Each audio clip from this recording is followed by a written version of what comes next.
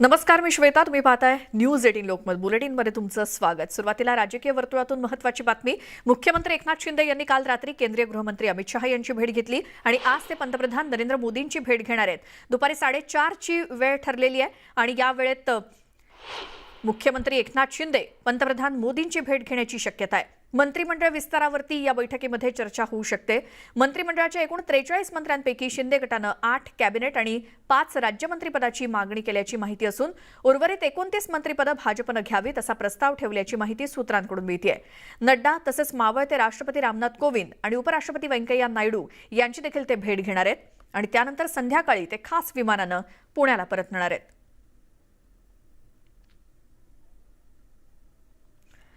काल रात्री 9:30 वाजता केंद्रीय गृहमंत्री अमित शहा यांची भेट घेतली. महाराष्ट्राचे मुख्यमंत्री एकनाथ शिंदे आणि उपमुख्यमंत्री देवेंद्र फडणवीस यांनी अगदी मध्यरात्रीनंतर 2:30 वाजेपर्यंत ही बैठक चालली आणि त्यानंतर आज दुपारी 4:30 वाजता महाराष्ट्राचे मुख्यमंत्री आणि उपमुख्यमंत्री हे पंतप्रधान मोदींची भेट घेणार आहेत. याच संदर्भात माहिती घेऊया. दिल्लीतून आमचे प्रतिनिधी प्रशांत लीला रामदास आपल्यासोबत जोडले गेलेत. प्रशांत, काल केंद्रीय गृहमंत्र्यांची भेट आणि आज पंतप्रधानांची. राज्याचे मुख्यमंत्री आणि उपमुख्यमंत्री काय सविस्तर? अतिशय महत्त्वाचं म्हणजे 2 दिवसाच्या दौऱ्यावरती मुख्यमंत्री एकनाथ शिंदे आणि उपमुख्यमंत्री देवेंद्र फडणवीस दिल्लीला काल सायंकाळी 8 वाजता पोहोचले. त्यानंतर त्यांच्या बैठकीचे सत्र सुरू झाले होते. महत्त्वाचं म्हणजे ज्या पद्धतीनं माहिती मिळते, एकतर खास करून जी रात्री उशिरा बैठक झाली त्या बैठकीच्या पूर्वी साधारणतः माहिती पुढे आली होती. हे जे समोर आपल्याला कक्ष दिसतो हा मुख्यमंत्र्यांचा कक्ष आहे. याच कक्षामध्ये दोनही मंत्री एकाच वेळी सोबत आले, मुख्यमंत्री आणि उपमुख्यमंत्री. पण उपमुख्यमंत्री देवेंद्र फडणवीस इथून 10 मिनिटातच बाहेर पडले आणि त्यानंतर एकनाथ शिंदे साधारणतः 1.5 तासानंतर बाहेर पडले आणि थेट जे पोचले ते अमित शहांच्या निवासस्थानी. काल रात्री उशिरा 9:30 वाजतापर्यंत जी बैठक सुरू झाली ती रात्री उशिरा संपली. साधारणतः 2:30 वाजता ती बैठक संपली. ही अत्यंत महत्त्वाची बैठक होती आणि या बैठकीमधून काही महत्त्वाच्या गोष्टी घडलेल्या आहेत आणि काही महत्त्वाचे संकेत आणि जे सूत्रांनी माहिती दिली आम्हाला खास करून त्यामध्ये सगळ्यात महत्त्वाचं म्हणजे यावेळेचा जो मंत्रिमंडळ विस्तार असणार आहे त्या मंत्रिमंडळ विस्तारामध्ये नवीन चेहऱ्यांना संधी असणार आहे भारतीय जनता पक्षामध्ये. एक तर हे अत्यंत महत्त्वाचं. सोबतच राष्ट्रपती निवडणुकीनंतर मंत्रिमंडळ विस्ताराचा मुहूर्त लागण्याची शक्यता व्यक्त केली जात आहे. हे देखील एक अत्यंत महत्त्वाचं आहे. आणि काल जी बैठक झाली त्या बैठकीमध्ये मंत्रिमंडळ विस्तार आणि खाते वाटपावरती विस्ताराने चर्चा झाल्याची माहिती पुढे आली आहे. सोबतच गृह खात्यासंदर्भात चर्चा होती की गृह खाते हे फडणवीसांना मिळेल. पण यावेळी चर्चा अशी आहे की त्यांच्याऐवजी भारतीय जनता पक्षाची जो ज्येष्ठ नेता आहे चंद्रकांत पाटील यांच्या नावाची चर्चा आहे. त्यांना होऊ शकतं गृहमंत्रीपद मिळेल आणि त्यांना या गृहमंत्रीपदासोबत सहकार मंत्री, जसं केंद्रामध्ये केंद्रीय गृहमंत्री अमित शहा यांच्याकडे सहकार मंत्रिपद आहे आणि त्यानंतर गृहमंत्रीपदाचं पद आहे, त्याच धर्तीवरती चंद्रकांत पाटलाकडे गृहमंत्रीपद आणि सहकार मंत्रिपद असे 2 महत्त्वाचे खाते असण्याची शक्यता व्यक्त केली जात आहे. सोबतच मंत्रिमंडळ विस्तारानंतर तात्काळ भारतीय जनता पक्षामध्ये पक्षात जो खास करून संघटनात्मक बदल आहे तो करण्यासंदर्भातला मानस खास करून या कालच्या बैठकीत करण्यात आलेला आहे. त्यामध्ये ओबीसी चेहरा हा प्रदेशाध्यक्षपदी असावा अशा प्रकारची जोरदार चर्चा आणि काल ज्याची चर्चा झाल्याची माहिती पुढे आलेली आहे. बरोबर प्रशांत, धन्यवाद या सगळ्या माहितीसाठी. काल केंद्रीय गृहमंत्र्यांची भेट आणि आज पंतप्रधानांची भेट महाराष्ट्राचे मुख्यमंत्री आणि उपमुख्यमंत्री घेणार आहेत. यानंतर आता पुढच्या बातमीकडे वळतोय. सामनामधून पुन्हा एकदा शिंदे फडणवीस सरकारवरती निशाणा साधण्यात आलाय. शिवसेनेमध्ये फूट पाडून शिंदे दिल्लीला गेलेत. शिंदे आणि त्यांच्या लोकांनी जे केलं त्यामुळे मुंबईवरील मराठी माणसांचा पगडा कमी होईल आणि दिल्लीला नेमकं तेच हवंय असा उल्लेख सामनामधून करण्यात आलाय. शिंदेंच्या गटाला मंत्रिपदं वाढवून मिळावीत यासाठीच हा दिल्ली दौरा असेल. मात्र भाजपच्या होला हो केलं तर मुंबई हातची जाईलच. महाराष्ट्राचे 3 तुकडे करण्याचे मनसुबे भाजप तडीच नेईल तेव्हा शिंदे गट काय करणार असा सवालही सामनामधून विचारण्यात आलाय. सामनाचा अग्रलेख नेमका आज काय आहे आपण ग्राफिक्सच्या माध्यमातून पाहूयात. दिल्लीवारीवरून टोमडे मारण्यात आलेत सामनामधून. मुंबईच्या बाबतीत सध्या दिल्लीचा विचार बरा नाही. मुंबईचं महत्त्व कमी करण्याची एकही संधी सध्या दिल्लीकर सोडत नाहीयेत. शिवसेना या सगळ्या विरुद्ध सर्वच पातळ्यांवरती आवाज उठवत राहिली कारण हाच आवाज महाराष्ट्राचा आहे आणि राहील. मुख्यमंत्री शिंदे यांना या सगळ्या विषयांवरती भूमिका घ्यावी लागेल आणि मुख्यमंत्री म्हणून त्यांनी महाराष्ट्राची बाजू भक्कमपणे मांडावी इतकंच. त्यांच्या गटाला मंत्रिपदं वाढवून मिळावीत यासाठीच तर हा दिल्ली दौरा असेल तर काहीच बोलायचं नाही. भाजपच्या होला हो केलं तर मुंबई हातची जाईलच आणि महाराष्ट्राचे 3 तुकडे करण्याचे मनसुबे भाजप तडीच नेईल तेव्हा शिंदे गट काय करणार असा सवाल सामनाच्या अग्रलेखातून विचारण्यात आलाय. सत्तेवरती येताच शिंदे सरकारनं एका पाठोपाठ एक निर्णय घ्यायला सुरुवात केली आहे. तसंच लवकरच मंत्रिमंडळ विस्तार देखील होणार आहे. मात्र आता शिवसेनेनं पुन्हा एकदा सुप्रीम कोर्टामध्ये धाव घेतली आहे. राज्य सरकारच्या निर्मितीलाच कोर्टामध्ये आव्हान देण्यात आलंय आणि त्यामुळे सुप्रीम कोर्टाच्या निर्णयावरती शिंदे सरकारचं भवितव्य अवलंबून असणार आहे. एकीकडे शिंदे सरकारमधल्या नेत्यांना मंत्रिपदाचे वेध लागलेले आहेत, तर दुसरीकडे शिवसेनेसह महाविकास आघाडीतल्या नेत्यांची भिस्त आता सुप्रीम कोर्टातल्या सुनावणीवर आहे. शिवसेनेचे नेते सुभाष देसाईंनी राज्यातल्या शिंदे फडणवीस सरकारच्या स्थापनेलाच सुप्रीम कोर्टात आव्हान दिलंय. त्यांनी शुक्रवारी आणखी एक याचिका सुप्रीम कोर्टात दाखल केली आहे. यामध्ये राज्यपालांनी बोलावलेल्या विधानसभेच्या विशेष अधिवेशनाच्या वैधतेलाच आव्हान दिलंय. तसंच बंडखोर आमदारांनी आपला गट इतर कोणत्याही पक्षात विलीन केलेला नसल्यामुळे ते अपात्र असल्याचा दावा करण्यात आलेला आहे. आमदारांच्या अपात्रतेचा निर्णय त्या संदर्भातली याचिका सर्वोच्च न्यायालयामध्ये प्रलंबित असताना बहुमताचा ठराव राज्यपालांनी घ्यायला लावणं हे बेकायदेशीर आहे. खरं तर शिंदे सरकारच्या स्थापनेपूर्वीच 16 आमदारांच्या निलंबनाचं प्रकरण सुप्रीम कोर्टात गेलेलं होतं. मात्र सुप्रीम कोर्टाकडून महाविकास आघाडीला कोणताही दिलासा मिळालेला नव्हता. एकीकडे आमदारांच्या निलंबनाचं प्रकरण प्रलंबित असताना राज्यपालांच्या आदेशावरून विधानसभेचं विशेष अधिवेशन घेण्यात आलेलं होतं. तसंच त्यामध्ये विधानसभा अध्यक्षांची निवडणूकही घेण्यात आली. याच अधिवेशनात शिंदे सरकारनं विधानसभेत आपलं बहुमत सिद्ध करून नव्या सरकारची स्थापनाही केली. आमदारांच्या निलंबनाचं हे प्रकरण न्यायप्रविष्ट असताना विधानसभा अध्यक्षांची निवडणूक घेतली गेली. कोर्टाच्या सुनावणी आधीच ही सगळी प्रक्रिया पार पडल्यामुळे शिवसेनेनं पुन्हा एकदा सुप्रीम कोर्टात दाद मागितलेली आहे. आता 11 जुलैला 16 आमदारांच्या निलंबनासह सर्वच मुद्द्यांवर सुप्रीम कोर्टात सुनावणी होणार आहे. कोर्टाच्या निकालावर शिंदे सरकारचं भवितव्य ठरणार आहे. Bureau report, news 18 Lokmat. शिवसेनेतल्या फुटीवरून शिवसेना आणि शिंदे गटाकडून एकमेकांवरती आरोप प्रत्यारोप केले जात आहेत. मात्र या आरोपांच्या गदारोळात उद्धव ठाकरेंविषयी आपल्याला आदर असल्याचं शिंदे गटातील आमदारांकडून सांगितलं जात आहे. त्यावरती आपल्या कुटुंबाची बदनामी करणाऱ्यांच्या मांडीला मांडी लावून सत्तेत कसे बसलात, असा सवालच उद्धव ठाकरेंनी बंडखोरांना विचारलाय. एकनाथ संभाजी शिंदे शिवसेनेतील बंडानंतर राज्यात सत्तांतर झालं असलं तरी शिवसेना आणि शिंदे गटातील राजकीय संघर्ष मात्र दिवसेंदिवस तीव्र होत चालल्याचं बघायला मिळतंय. दोन्ही बाजूने दावे आणि प्रतिदावे केले जात आहेत. शिवसेनेतील बंडाचं गुऱ्हाळ अजूनही सुरूच आहे. आता शिवसेना पक्षप्रमुख उद्धव ठाकरेंनी पुन्हा एकदा बंडखोर आमदारांवर घणाघात केला. ठाकरे कुटुंबाविषयी आपल्याला आदर असल्याचं शिंदे गटातील आमदारांकडून वारंवार सांगितलं जातं. मात्र हाच धागा पकडून उद्धव ठाकरेंनी बंडखोर आमदारांना खडा सवालच विचारला. ज्यांनी ठाकरे कुटुंबियांचा अपमान केला, ठाकरे कुटुंबियांना अत्यंत हिडकस भाषेमध्ये म्हणजे माझ्या मुलांना तर आयुष्यातून उठवण्यापर्यंत यांचे प्रयत्न चालले होते. अशा लोकांच्या सोबत तुम्ही मांडीला मांडी लावून बसता आहात. ज्यांनी टीका केली त्यांच्याकडनं स्वागत स्वीकारत आहात. तर हे प्रेम खरं का खोटं हे सुद्धा जनतेला आता कळू द्या. महाविकास आघाडी सरकार सत्तेतून पायउतार झाल्यानंतरही ठाकरे कुटुंब भाजप नेते किरीट सोमय्या यांच्या टार्गेटवर आहे. मुख्यमंत्री एकनाथ शिंदे यांची मंत्रालयात जाऊन भेट घेतल्यानंतर किरीट सोमय्यांनी केलेलं ट्विट हे वादात सापडलं. मुख्यमंत्र्यांचं अभिनंदन करत असताना त्यांनी पुन्हा एकदा उद्धव ठाकरेंवर मात्र निशाणा साधला. मंत्रालयात आज रिक्षावाला मुख्यमंत्री एकनाथ शिंदे यांची भेट घेतली, शुभेच्छा दिल्या, माफिया मुख्यमंत्र्यांना हटवल्याबद्दल अभिनंदन केलं. किरीट सोमय्यांनी उद्धव ठाकरेंविषयी वापरलेल्या या शब्दांमुळे अनेकांच्या भुवया उंचावल्यात. ज्यावेळेला मला पहिल्यांदा मंत्री केलं त्यावेळेला त्यांनी मला बोलवून सांगितलं की मी खरं तर तुम्हाला कॅबिनेट मंत्री करणार होतो, परंतु बरोबरची लोक आहेत त्यांनी बाळासाहेबांच्या बरोबर काम केलं. त्याच्यामुळे माझं कर्तव्य आहे की मला थोडी कॅबिनेट मतं मिळाली, त्यामधली पहिली बाळासाहेबांच्या सहकार्यांना देणं हे माझं कर्तव्य आहे आणि म्हणून आम्ही उद्धव साहेबांवर प्रेम करतो. कारण एकीकडे उद्धव ठाकरेंविषयी आदर असल्याच्या घोषणा शिंदे गटाच्या आमदारांनी केल्यात, तर दुसरीकडे मात्र त्याच वेळी भाजप नेत्यांकडून ठाकरे कुटुंबावर जहरी टीका केली जाते. आणि हाच धागा पकडून उद्धव ठाकरेंनी फुटीर आमदारांना सवालच केला. तसंच पुन्हा एकदा निवडणुकीला सामोरं जाण्याचं प्रतिआव्हान सुद्धा दिलंय. मी पुन्हा एकदा सांगतो की हे असे खेळ करत बसण्यापेक्षा परत एकदा विधानसभेची निवडणूक घ्या. जर आम्ही चुकलो असू तर लोक परत सांगतो, हे मी मागे बोललोय, जर आम्ही चुकलो असू, भारतीय जनता पक्षाने तेव्हा घात केला म्हणून आम्ही महाविकास आघाडीला जन्म दिला. आज जे काही त्यांनी घडवलेलं आहे हे 2.5 वर्षापूर्वी जर केलं असतं तर ते सन्मानाने झालं असतं. आणि जे काही खर्चाचे आकडे येत आहेत, 1000 कोटी 2000 कोटी मला नाही माहीत, 3000 कोटी, हे फुकटात झालं असतं. शिवसेनेतील बंडाविषयी शिंदे गटातील आमदारांकडून वेगवेगळी कारणं दिली जात आहेत. त्यामध्ये दोन्ही काँग्रेसशी केलेली आघाडी ही अनैसर्गिक होती.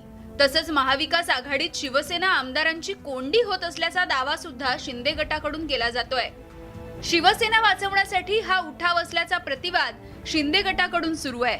मात्र आता उद्धव ठाकरेंनीही शिंदे गटाला घेरण्यास सुरुवात केल्याचं बोललं जातंय. Bureau report, news 18 Lokmat. पुढची बातमी, ऐन पावसाळ्यामध्ये राज्यातील नगरपरिषदा निवडणुकीचा रणसंग्राम पाहायला मिळणार आहे. राज्य निवडणूक आयोगानं 17 जिल्ह्यातल्या 92 नगरपरिषदा आणि 4 नगरपंचायतींचा निवडणूक कार्यक्रम जाहीर केलाय. आणि या निवडणुकीसाठी 18 ऑगस्टला मतदान होईल आणि दुसऱ्या दिवशी 19 ऑगस्टला मतमोजणी आणि निकाल जाहीर होणार आहे. प्रचारासाठी उमेदवारांना अवघे 2 आठवडे मिळणार आहेत. मुख्य बाब म्हणजे ओबीसी आरक्षणाशिवायच ही निवडणूक होण्याची जास्त शक्यता आहे. त्यामुळे इच्छुक उमेदवारांच्या पोटात आत्ताच गोळा आलाय. आरक्षणाशिवाय निवडणूक झाल्यास त्याचा सर्वच राजकीय पक्षांना फटका बसण्याची शक्यता आहे. पावसाळ्यामध्ये सार्वत्रिक निवडणुका न घेण्याचा पायंडा मोडीत निघतोय. त्यामुळे यंदा पहिल्यांदाच पावसाळ्यात नगर परिषदेच्या सार्वत्रिक निवडणुका होणार आहेत. तर ओबीसी आरक्षणाचा असलेला तिढा सुटेपर्यंत नगरपालिकेच्या निवडणुका घेऊ नये अशी मागणी काँग्रेसचे प्रदेशाध्यक्ष नाना पटोले यांनी केली आहे. आणि जर निवडणुका घेतल्या तर भाजप विरोधात रस्त्यावरती उतरण्याचा इशाराही पटोलेंनी दिलाय. नगरपालिकेच्या ज्या निवडणुका लागलेल्या आहेत त्यामध्ये ओबीसीच्या आरक्षणाशिवाय ह्या निवडणुका लागल्या नाही पाहिजेत ही मागणी मागच्या महाविकास आघाडीच्याही सरकारच्या वेळेस काँग्रेसच्या वतीनं आम्ही केलेली होती. आता भाजप-प्रणीत सरकार महाराष्ट्रात आल्यानंतर तर कारण की याच्यासाठी या सगळ्यांना आमची मागणी रास्त राहणार आहे की बीजेपीमुळेच म्हणजेच फडणवीस सरकारमुळेच त्या काळामध्ये ओबीसीच्या आरक्षण राजकीय संपलेलं होतं. मध्य प्रदेशमध्ये आरक्षणाचं प्रमाण कमी केलं गेलेलं आहे, पण महाराष्ट्रामध्ये तसं होता कामा नये.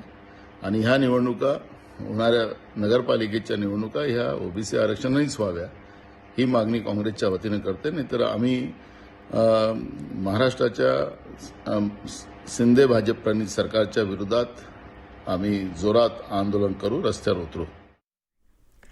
आता बातमी आहे न्यूज 18 लोकमतच्या इम्पॅक्टची. वारकऱ्यांकडून सक्तीनं टोल वसुली करणाऱ्या दौंडमधील पाटास टोल नाक्यावरील 3 जणांविरोधात गुन्हा दाखल झालाय. टोल प्लाझाचे हेड अजय सिंग ठाकूरसह 3 जणांविरोधात यवतमध्ये गुन्हा दाखल झालाय. शासनानं वारकऱ्यांना टोल माफीची घोषणा केली, मात्र पाटस टोल नाक्यावरती पंढरपूरला विठ्ठलाच्या दर्शनासाठी जाणाऱ्या बसला अडवून टोल वसुली केल्याप्रकरणी ही कारवाई झाली आहे. आमचे प्रतिनिधी सुमित सोनावणे आपल्यासोबत आहेत. सुमित, शासनाचे आदेश असून सुद्धा पाटस टोल नाक्यावरती टोल वसुली ही सुरूच होती, त्याची बातमी आपण दाखवल्यानंतर काय इम्पॅक्ट? काल न्यूज 18 लोकमतने बातमी दाखवल्यानंतर पाटस टोल नाका प्लाझाचे प्रोजेक्ट हेड अजय सिंग ठाकूर, सुनील थोरात आणि शिफ्ट इंजिनियर देवकर आणि आणखी एका विरुद्ध महाराष्ट्र शासनाचे आदेश डावलून पंढरपूरला आषाढी वारीसाठी जाणाऱ्या वाहनांकरिता टोल माफीचे मुख्यमंत्री एकनाथ शिंदे यांचे आदेश असताना आणि स्थानिक पोलिसांनी सांगून देखील वारकऱ्यांची बस थांबून टोल मागितल्या प्रकरणी शासनाच्या आदेशाचे उल्लंघन केले म्हणून पाटस टोल नाक्याच्या 4 अधिकाऱ्यांविरोधात यवत पोलीस ठाण्यात गुन्हा दाखल करण्यात आला. विशेष म्हणजे या अधिकाऱ्यांना यवत पोलीस ठाण्याचे पोलीस निरीक्षक नारायण पवार यांनी देखील शासनाची अंमलबजावणी करण्यासंदर्भात सांगितले होते, मात्र त्याकडे दुर्लक्ष करून टोल वसुली सुरूच ठेवली होती. त्यामुळे यवत पोलीस ठाण्यात आता या 4 अधिकाऱ्यांच्या विरोधात गुन्हा दाखल करण्यात आलेला आहे. तर वारकऱ्यांच्या बाबतीमध्ये म्हणजे मुख्यमंत्री सांगितल्यानंतर देखील जर टोल प्रशासन अशा पद्धतीनं या सगळ्या वारकऱ्यांकडून पैसे घेत होते, टोल वसुली करत होते, त्यामुळे सर्वसामान्यांचं काय असाच प्रश्न आता या सगळ्यावर उत्पन्न होतोय, समोर येतोय. सुमित, धन्यवाद या सगळ्या माहितीसाठी.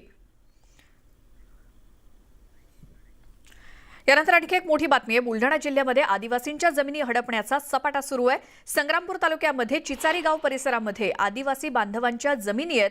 मात्र इथले तलाठी आणि मंडळ अधिकाऱ्यांनी संगनमत करून इथल्या जमिनी घशात घातल्याचा आरोप केला जातोय. या जमिनीवर कोट्यवधींचं पीक कर्ज घेतल्याचा धक्कादायक प्रकारही उघडकीस आलाय. इतकंच नव्हे तर पीक कर्जमाफीचा लाभ सुद्धा या आदिवासींच्या जमिनीवरती गैर आदिवासींकडून घेण्यात आलाय. त्यामुळे दोषी अधिकाऱ्यांवर कारवाई कधी होणार असा सवाल उपस्थित केला जातोय.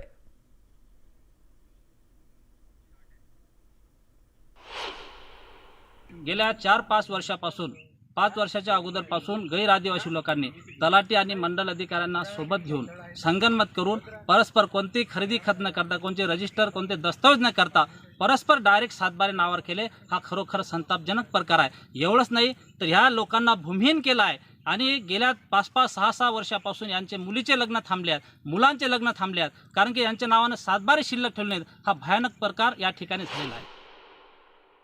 पासून लढा सुरू आहे. 2009 पासून आहे. हा, पण वेळेवेळ गेलो आम्ही, पण आमच्या कोण गेली नाही. पण मग नंतर 2 वर्षापासून आम्ही अपील केली. अपीलवर बी आमचं काही त्याच्यावर काही निर्णय लागला नाही. मग आम्ही उपोषणाला बसलो. सर्व प्रकरणाची सखोल चौकशी झाली आहे. सर्व जुने डॉक्युमेंट्स तपासण्यात आले आहेत. त्यात काही चुकीच्या पद्धतीने बिगर आदिवासी खातेदारांची नावे आदिवासींच्या जमिनीवर लावण्यात आल्याचे लक्षात आले आहे. ते पुनर्वलोकन करून ते पुन्हा ते जे बिगर आदिवासी आहे ते काढणे आवश्यक आहे. त्यासाठी पुनर्वलोकनाचा SDOचा आदेश होणे आवश्यक आहे. त्या आदेशासाठी आपण ते SDO मेकर यांच्याकडे हस्तांतरित करण्यात आले आहे. माझी जमीन 13 एकर आहे. त्यांनी माझ्या आता 9 एकर जमीन राहिली आहे. म्हणजे 4 एकर कुठे गेले? म्हणजे ते 4 एकर सातबाऱ्यातून कट केली. कशी केली ते माहीत नाही. आता त्यानं समजा ते पटवाऱ्यासोबत संबंध करून त्यानं ते सातबारा आमची जमीन पूर्ण समजा हे होती 397 हेक्टर. आता ते 454 हेक्टर केली. क्षेत्रफळ वाढवलं त्यानं. क्षेत्रफळ वाढवून ते क्षेत्रफळ जुळत नाही. त्याकरता त्यानं एकत्रित करण्यासाठी 397 कसं जुळलं पाहिजे तर त्याची जमीन कमी नाही करता आमची जमीन कमी केली. आणि आता पावसासंदर्भातल्या बातम्या. राज्यामध्ये पुढचे 3 दिवस अतिवृष्टीचा इशारा हवामान विभागाकडून देण्यात आलाय. विशेषतः कोकण विभागातील सर्वच जिल्ह्यांमध्ये मुसळधार ते अतिमुसळधार पावसाची शक्यता वर्तवण्यात आली आहे. कोकण, मध्य महाराष्ट्रासह पुणे, सातारा या जिल्ह्यामध्ये मुसळधार पावसाची शक्यता आहे. तर येत्या 12 जुलैपर्यंत पावसाचा जोर कायम राहणार आहे. त्यामुळे नागरिकांनी खबरदारी घ्यावी असं आवाहन हवामान खात्यानं केलेलं आहे. गेल्या काही दिवसांपासून राज्यात जोरदार पाऊस सुरू आहे. त्यामुळे नद्यांच्या पाणी पातळीत वाढ झाली आहे. नदीकाठच्या गावांनाही सतर्कतेचा इशारा देण्यात आलाय.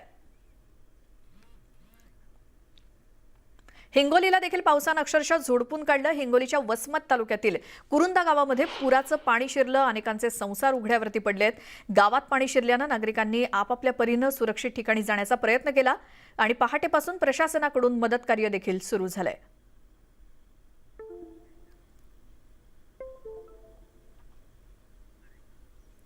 नांदेड जिल्ह्यात सुद्धा पावसाचा जोर आहे. मध्यरात्रीपासून जिल्ह्यामध्ये मुसळधार पाऊस सुरू आहे आणि त्यामुळे रस्ते पाण्याखाली गेलेत. शहरातील रस्त्यांना तलावाचं स्वरूप आलंय. अद्यापही या ठिकाणी पाऊस सुरू आहे. काही भागात पाणी साचलेलंच आहे. या साचलेल्या पाण्यातून मार्ग काढताना नागरिकांना अडचणींचा सामना करावा लागतोय. दरम्यान पुढचे काही दिवस पावसाचा जोर कायम राहणार असल्याचा अंदाज आहे.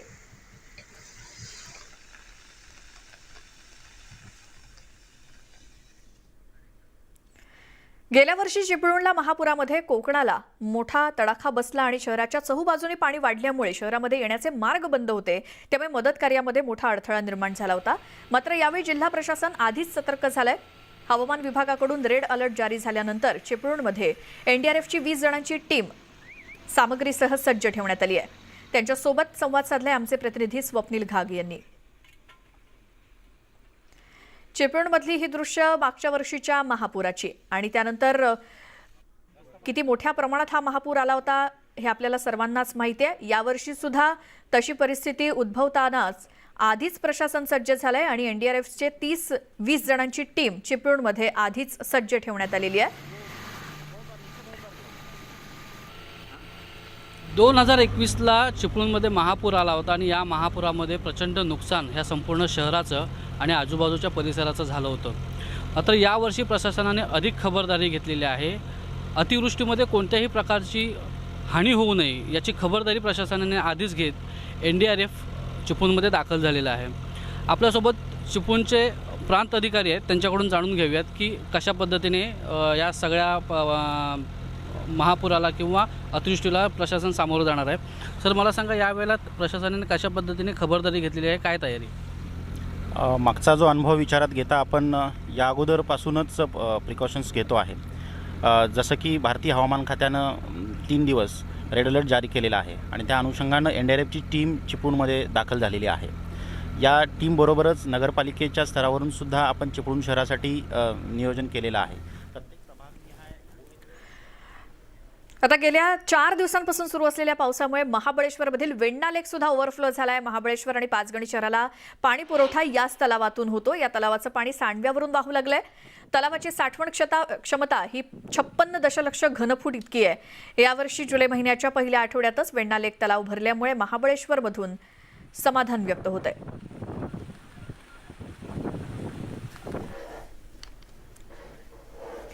देशातील नदी स्वच्छता मोहिमेअंतर्गत नमामि गंगेच्या धर्तीवरती नमामि इंद्रायणीची घोषणा करण्यात आली खरी, पण इंद्रायणी नदी सध्या प्रदूषणात बुडली आहे. कोणतीही प्रक्रिया न करता नदीपात्रात सोडला जाणारा मैला मिश्रित आणि केमिकल मिश्रित पाण्यामुळे इंद्रायणीची अशी अवस्था झाली आहे. पावसाळा आला की पाण्याच्या इंद्रायणीच्या पातळीमध्ये वाढ होते आणि ती दुथडी भरून वाहू लागते. याचाच फायदा घेत हजारो कंपन्या आपल्या फॅक्टरीतील केमिकल मिश्रित सांडपाणी पाण्याच्या प्रवाहातून सोडतात आणि दरवर्षी इंद्रायणी फेसाळते. ज्यामुळे इंद्रायणीतील हे पाणी आता विषच बनलंय. त्यामुळे इंद्रायणी प्रदूषण मुक्त करणार नसाल तर आम्हाला जलसमाधी द्या, असा संताप आळंदीकर व्यक्त करतायत. जलपर्णीने सगळं व्यापलेलं आहे. जलपर्णी ही प्रदूषण करतेच, पण सगळ्यात महत्त्वाची गोष्ट अशी आहे की जलपर्णी ही प्रदूषणाचं इंडिकेटर आहे. म्हणजे तुमच्या पाण्यामध्ये प्रदूषण आहे का नाही हे इंडिकेट करणारी ही जलपर्णी आहे. म्हणजे हे अत्यंत प्रदूषित अशा स्वरूपाचं पाणी आहे. आणि हे प्रदूषण का होतं तर एक 10-20 वर्षापूर्वी आम्ही आळंदीतले सगळे नागरिक हेच पाणी प्यायचो आणि हे पाणी पिण्याच्या योग्य होतं. पण आता हे आंघोळ करावी का नाही असा ह्याच्यामध्ये प्रश्न आहे. म्हणजे पवित्रतेचा हा विषय नाही आहे, पण स्वच्छतेच्या दृष्टीने जर आपण विचार करायला गेलो तर इंद्रायणीचं पाणी अतिशय प्रदूषित झालं. या प्रदूषणाच्या मागची कारणमीमांसा शोधली गेली पाहिजे. माझी वसुंधरा या अभियानांतर्गत आम्ही जलतत्वावर मोठ्या प्रमाणात काम केलेलं आहे आणि वारीपूर्वी आम्ही दरवर्षी हे जलपर्णी काढण्याचं नियोजन करतोच. परंतु यासाठी जास्त कारणीभूत असणारे काही जे काही घटक असतील त्यांना आम्ही पत्रव्यवहार केलेला आहे आणि आपल्या माध्यमातून त्यांना एवढीच विनंती आहे की आता तरी हे थांबलं पाहिजे. पिंपरी चिंचवड शहराची ओळख असलेला गणेश तलाव प्रदूषणाच्या विळख्यात सापडलाय. या तलावाला जलपर्णीनं वेढा घातला असून गेल्या महानगरपालिका याकडे दुर्लक्ष करत असल्याचा आरोप स्थानिक करतायत. तलावातील जलपर्णी दिवसेंदिवस वाढत असल्यामुळे तलावातील जलचरांचं जीवन धोक्यात आलंय. शहरातून वाहणाऱ्या नद्यांच्या देखभालीसाठी महापालिका दरवर्षी सुमारे 3 कोटी रुपये खर्च करते. मात्र तरी देखील इथल्या तलावांची अवस्था जैसे थेच आहे. जलपर्णीमुळे परिसरात डासांची संख्या वाढली आहे. याचा त्रास नागरिकांना होतोय. त्यामुळे प्रशासनानं याकडे लक्ष देण्याची मागणी होतीये. आत्ताच आपण करोनाच्या महामारीच्या मधून कुठे सावरलो आहे. जर ही जलपर्णी काढली नाही तर इथल्या आजूबाजूच्या सर्व नागरिकांना डासांचा उपद्रव झालेला आहे. तसेच या डासांमुळे डेंग्यू, मलेरिया, चिकनगुनिया यासारखे साथीचे रोग देखील लोकांना होत आहे. किल्ले रायगडच्या पायथ्याशी असलेल्या हिरकणीवाडीमध्ये आनंदाचं वातावरण आहे. कारण धोकादायक ठरलेल्या हिरकणीवाडीच्या मदतीसाठी राज्य सरकारनं 21 कोटी रुपयांची मदत जाहीर केली आहे.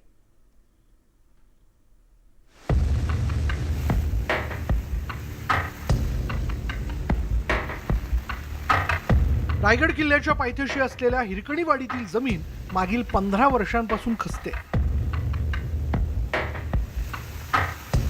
जमीन दुमंगणं, रस्ता खचणं, घरांना तडे जाणं यामुळे ग्रामस्थ भीतीच्या छायेखाली जगतायत. गावामध्ये म्हणजे मोठमोठ्या चिरा जायच्या, भेगा जायच्या, थोडंफार दरड यायची कोसळायची. त्यामुळे 2005 साली पण झालं होतं. त्याच्यानंतर आता गेल्या वर्षी खूप नुकसान झालं आमच्या इथे. तर आमचं गाव स्थलांतरित करत होते दुसऱ्या ठिकाणी, पण ते आम्हाला मान्य नव्हतं स्थानिक लोकांना. पाऊस जास्त प्रमाणात असल्यामुळे गडावरून पाणी येणारं आहे, त्याच्यामुळे गटार लाईनची सोय नाही, त्याच्यामुळे घरांना तडे जातात, रस्त्यांना तडे गेलेत गेल्या वर्षी बरेच. त्यामुळे बरेच समस्या इकडे निर्माण झालेल्या आहेत. तत्कालीन महाविकास आघाडी सरकारनं गावासाठी निधी दिला होता, मात्र तो निधी कमी पडला होता. नवनिर्वाचित मुख्यमंत्री एकनाथ शिंदेंनी निधी जाहीर केल्यानं ग्रामस्थांनी समाधान व्यक्त केलंय.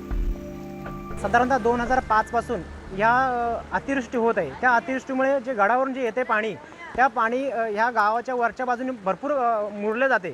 ते मुरल्यामुळं आमच्या गावाला तडे जात आहेत, जागोजागी आमचे रस्ते खचत आहेत. त्यामुळं मोठी समस्या या ठिकाणी झाली आहे. या समस्या धरून आम्ही माननीय आमदार साहेबांना आणि शासनाला आम्ही वारंवार विनंती केली की बाबा आमच्या गावामध्ये जे येणारं पाणी आहे त्याला गावाच्या वरच्या बाजूने एक सिमेंट कॉन्क्रीटचं जर का गटर लाईन केली तर ते पाणी आमच्या गावामध्ये मुरणार नाही आणि आमच्या गावाला तडे जाणार नाहीत. सरकारने हिरकणीवाडी स्थलांतरित करण्याचा प्रस्ताव ठेवला होता, मात्र त्याला ग्रामस्थांनी विरोध केला. रायगड किल्ल्यावरून कोसळणाऱ्या धबधब्याच्या पाण्यासाठी स्वतंत्र नाला आणि संरक्षण भिंतीची मागणी ग्रामस्थांनी केली होती. आमदार भरत गोगावले यांनी ग्रामस्थांची मागणी राज्य सरकारकडून मंजूर करून घेतली आहे. सरकारनं निधी जाहीर केल्यानं हिरकणीवाडीतील प्रलंबित राहिलेली कामं पूर्ण होणार आहेत. त्यामुळे गावातली धोकादायक स्थिती नष्ट होऊन सुरक्षितता निर्माण होईल. मोहन जाधव, न्यूज 18 लोकमत, रायगड.